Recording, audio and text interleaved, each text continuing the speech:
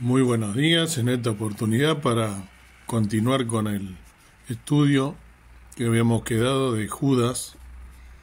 Recordamos que Judas es un solo capítulo y habíamos quedado en los versículos 3 y 4, lo último. Hoy vamos a continuar con los versículos del 5 al 11. Quiero comentarle que va a salir un poco más tarde esto porque no sé qué es lo que toqué, lo había grabado, tengo que volver a grabarlo, así que se va a demorar. Lo había borrado sin querer. Bien, voy a leer versículo por versículo y voy a hacer la cita para hacer más rápido y que no salga tan tarde esto, para aquellos que madrugan. Y al mismo tiempo voy a ir comentando de cada uno de los versículos en vez de leer todo, ¿no? Desde el 5 al 11 vamos a leer de Judas, recordemos que es un solo capítulo. El versículo 5 dice: Os quiero pues amonestar, ya que alguna vez habéis sabido esto, que el Señor, habiendo salvado al pueblo de Egipto, después destruyó a los que no creían. Salvado al pueblo, ¿no? Dice acá. Cuando habla del hecho de que Dios salvó al pueblo, no significa que Él lo salvó dentro de un contexto de salvación.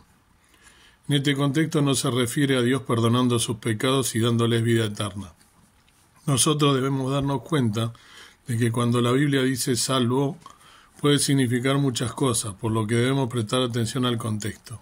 Este versículo nos dice muy claramente que aunque Dios los salvó, no creyeron, por lo que fueron destruidos. Nunca perdieron la fe, porque en primer lugar no tenían fe. El versículo 6 dice: Y a los ángeles que no guardaron su dignidad, mas dejaron su habitación, los ha reservado debajo de oscuridad, en prisiones eternas, hasta el juicio del gran día. El juicio no es exclusivo para los humanos, es un paradigma para toda la creación de Dios, incluso los animales. Esto lo podemos ver en Génesis 9:5, donde habla de esto, ¿sí? Que los animales también es un paradigma de juicio. En este ejemplo que nos da Judas vemos que el juicio se dicta en base a la ubicación. ¿Estamos ubicados donde Dios quiere que estemos? ¿O vamos a los lugares en los que queremos estar para poder hacer las cosas que queremos hacer? Debemos pensar y meditar en esto, ¿no? ¿Dónde estamos? ¿Donde Dios quiere que estemos o donde nosotros queremos estar? Se trata de seguir la voluntad de Dios, como siempre hablamos, ¿no? Dice también este versículo 6, los ángeles que no guardaron su dignidad, se rebelaron y no se quedaron donde Dios quería que estuvieran, dejaron el lugar al que pertenecían y por eso quedaron esclavizados. Cuando dice oscuridad, la Biblia se refiere a esta oscuridad como una oscuridad densa, No es una oscuridad normal como la que conocemos. Cuando la plaga de las tinieblas cubrió a Egipto, ¿no? Esto lo pueden buscar en Éxodo 10, del 21 al 23. Van a ver que los cubre una plaga con una oscuridad muy densa, unas tinieblas. El pueblo que estaba sentado no podía levantarse, no podía moverse, quedó paralizado en esa especie de oscuridad. La oscuridad era tan espesa que nadie podía ver ni oír nada. Este es el tipo de oscuridad reservada para estos ángeles, así como para aquellos que rechazan a Jesús. Una oscuridad muy densa que no los deja ver, ¿sí? En Mateo 22:13 también habla de la oscuridad. Otro aspecto de la oscuridad es que es una ausencia de Dios. El infierno va a estar ausente de Dios, pero también va a involucrar sufrimiento físico.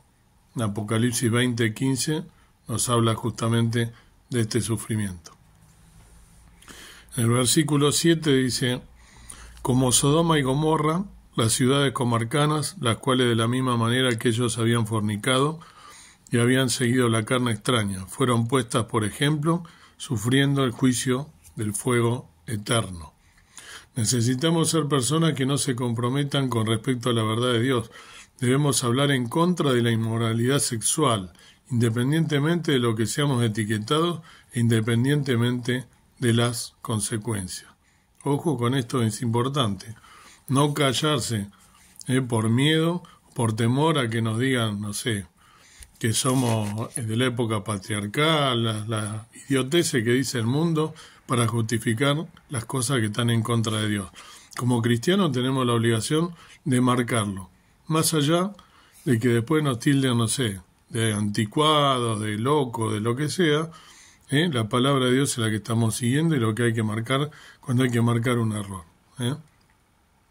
Esto también es parte de lo que significa luchar por la fe, el mismo principio que se encuentra en Lucas 16:10 se puede aplicar aquí. Carne extraña, dice, ¿no? Acá en la versión que tengo yo, en la 1909, y vicios contra naturaleza, en la 1960. Algo que no encaja o no está bien. Luego tenemos que dice también el fuego eterno, ¿no? Al final del versículo 7. Fuego de azufre y fuego descendieron y consumieron las ciudades de Sodoma y Gomorra, que es donde las mencionan. Esto lo pueden encontrar en este relato tan conocido que tantas veces lo habremos visto, de Génesis 19, del 23 al 29, donde relata cuando le ordenan a Lot y a su familia salir, ¿no? Y se consume toda la ciudad, les da la orden de que no se den vuelta, y la mujer de Lot, Sara creo que se da vuelta y queda convertida en estatua de sal. Y luego viene Abraham y desde lejos mira cómo quedó la ciudad, ¿no? Cuando viene a buscar a su sobrino, a Lot. Este es un ejemplo para nosotros de cómo será el fuego o juicio eterno. Sin embargo, a diferencia de Sodoma y Gomorra, este sufrimiento no se detiene, continúa para siempre. Recordemos que nosotros vamos a vida eterna o a perdición eterna. Si aceptamos a Cristo como nuestro Salvador, iremos a las moradas celestiales. Y si en cambio lo rechazamos, vamos a ir a perdición eterna. Pero esto no termina, es eterno, ¿sí? En el versículo 8 dice: de la misma manera también estos soñadores amancillan la carne, y menosprecian la potestad, y vituperan las potestades superiores. Soñadores. Dios dijo que en los últimos días Él va a derramar su espíritu, y la gente soñará sueños. Esto lo vemos en Joel 2, del 28 y 29. Muchas personas que dicen Dios me dio este sueño, están hablando de sueños que no son de Dios en absoluto. Ojo con eso, ¿eh? Muchas veces dicen que reciben la revelación divina y son cosas satánicas, ¿eh? El enemigo es poderoso también.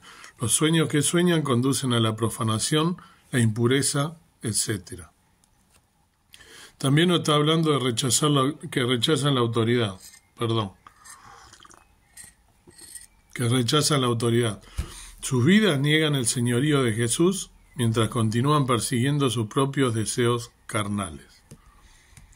El versículo 9 nos dice: pero cuando el arcángel Miguel contendía con el diablo, disputando sobre el cuerpo de Moisés, no se atrevió a usar de juicio de maldición contra él, sino que dijo: el Señor te reprenda.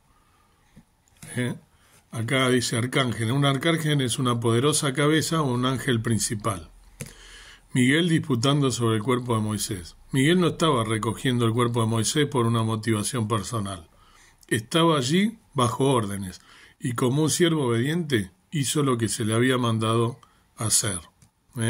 Fíjense, nosotros debemos aprender también estas lecciones, ¿no? Cuando Dios nos manda a hacer algo, hacerlo sin titubear. Miguel en este caso, que era un arcángel, obedeció la voz y fue a lo que Dios lo había mandado, ¿no? A recoger el cuerpo de Moisés en este caso, ¿no? Y disputaba con Satanás, ¿no? En ese caso. No se atrevió a proferir juicio de maldición. ¿Contra quién? Contra Satanás.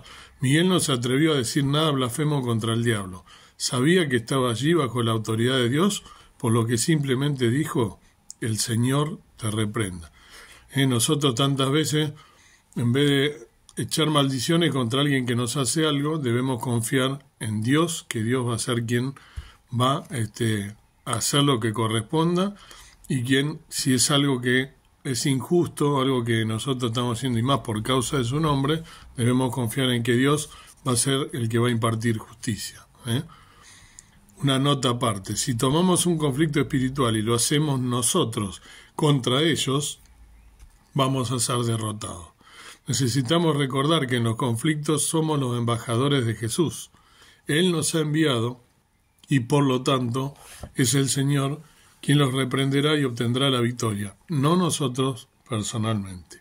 No debemos confiarnos en nuestra fuerza ni en lo que nosotros pensamos. Pensar que estamos cumpliendo, ¿no?, y ejecutando una batalla entre el bien y el mal, porque somos representantes, ¿no?, de Jesús, y supuestamente si estamos evangelizando y haciendo lo que Dios nos mandó, tenemos que confiar en que Dios va a ser quien va a obrar por nosotros y no hacer nosotros justicia propia, y confiar en Él. El versículo 10. Pero estos maldicen las cosas que no conocen, y las cosas que naturalmente conocen se corrompen en ellas como bestias brutas. Estos, los que se han infiltrado en las congregaciones, significa el estos, blasfeman, no conocen a Dios y por lo tanto blasfeman o hablan mal de las cosas de Dios. Por naturaleza conocen, dice, si la ciencia y la Biblia estuvieran en desacuerdo, esta persona tomaría la palabra de la ciencia por encima de la palabra de Dios, seguramente. Como son personas que se han apartado de Dios y de lo que Dios les mandó a hacer y a obrar, de la manera que nos mandó a obrar, obviamente que entre la ciencia y la palabra elegirían la ciencia, como tantos hoy en día, ¿no?, que justificándose con que la ciencia y los paradigmas de la ciencia, todo para apartarse de Dios en realidad y para no obrar de acuerdo a la voluntad de Dios y no reconocer la autoridad de Dios y que Dios es el creador de todas las cosas. Se corrompen, dice, ¿no? Pervierten o se apropian indebidamente de las cosas de este mundo. Todo lo que tocan o con lo que se involucran se usa para su corrupción, lo que finalmente conduce a su destrucción. Por último, el versículo 11, la última de la meditación de hoy acerca del estudio de Judas. Ay de ellos, dice, porque han seguido el camino de Caín y se lanzaron en el error de Balaam por recompensa y perecieron en la contradicción de Coré. Ay, ese ay literalmente, ¿no? Qué terrible será para ellos, eternamente, si no se arrepienten y cambian. Judas no está escribiendo esto porque quiere ver a la gente destruida, él quiere ver a la gente cambiar y llegar a la salvación. El camino de Caín, dice, ¿no? Caín inventó sus propias reglas sobre cómo quería adorar a Dios, no quería someterse a los requisitos de Dios y ofrecer lo que Dios deseaba. En esto condujo al desastre, ¿no? Génesis 4, del 3 al 16, tan conocido este pasaje, cuando le llevan los dos ofrendas, Caín le lleva una ofrenda y Abel le lleva otra, y la de Abel le agradó a Dios y la de Caín no, y entonces Dios lo reprende y Caín se enoja tanto que mata a su hermano. El primer homicidio, ¿no?, que nos relata la Biblia. Y después, como viene el castigo, y a pesar de eso Dios, ¿no?, le pone una señal para protegerlo, pero Caín justamente estaba desobedeciendo a Dios. Balaam, ¿no? Cuando dice Balaam estaba interesado en la remuneración financiera o la ganancia. En lugar de hacer lo correcto, torció las instrucciones de Dios para que finalmente pudiera obtener ganancias para sí mismo. Esto en Apocalipsis 2:14 lo vemos, y también en Números 22:24. Después nos dice perecieron, ¿no? Cuando ofrecemos a Dios nuestras propias ofrendas, cuando somos guiados por ganancias terrenales o cuando rehusamos someternos a la autoridad, perecemos. Dios es fiel a su carácter y Él castigará el pecado. Por lo tanto, debemos ofrecer un sacrificio suave a Dios, ¿no? Debemos estar de acuerdo a la voluntad de Dios y no nosotros hacer lo que a nosotros nos parece. Y con nuestra vida misma debemos ser un sacrificio suave, un olor suave, ¿no? Un perfume suave, agradable a Dios. Con nuestra vida, con lo que nosotros ofrecemos de nuestro tiempo, y con todo nuestro andar en esta vida, en este peregrinaje, debemos estar bajo la voluntad de Dios, haciendo lo agradable y lo que Dios nos manda. Por último, contradicción de Coré. Coré y sus seguidores se opusieron al llamado de Moisés, se negaron a someterse a la autoridad de Dios y no querían a los líderes que Dios había elegido. En cambio, querían ser los líderes ellos mismos. Esto lo pueden leer en el capítulo 16 del libro de Números. Y así finalizamos esta parte del estudio del libro de Judas. Nos queda todavía una parte más, pero hemos avanzado y espero que nos pueda servir para también meditar en que nosotros debemos hacer la voluntad de Dios, estar en obediencia a Dios, seguir los mandamientos de Dios en todo tiempo y no hacer lo que nos parece a nosotros, no confiar en nuestra propia fuerza, sino en la voluntad de Dios y que Dios va a hacer justicia cuando la gente está haciendo algo que no corresponde por el nombre de Dios o por lo que nosotros estamos haciendo, ¿no? Predicando la palabra y dando testimonio a nuestra fe, que para eso nosotros estamos. Más allá de que la gente nos tilde de lo que fuese, si estamos haciendo la voluntad de Dios, Dios nos va a proteger. Que Dios te bendiga y que puedas estar en sintonía con la palabra de Dios y con lo que Él quiere para nuestras vidas.